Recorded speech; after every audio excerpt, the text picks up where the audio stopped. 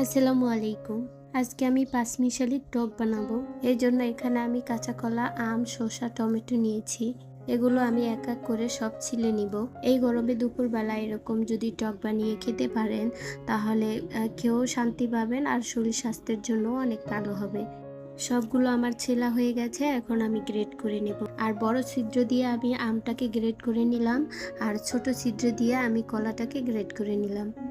কলাটা মিহি কুচি করে নিতে পারলে খেতে ভালো হয়। এখন আমি শসাটাকে বড় ছিদ্র দিয়ে গ্রেট করে নিব। শসা গ্রেট করা হয়ে গেলে আমি এই ছিদ্র দিয়ে টমেটো গ্রেট করে নিব। এই তো আমার সবগুলো গ্রেট করা হয়ে গেছে।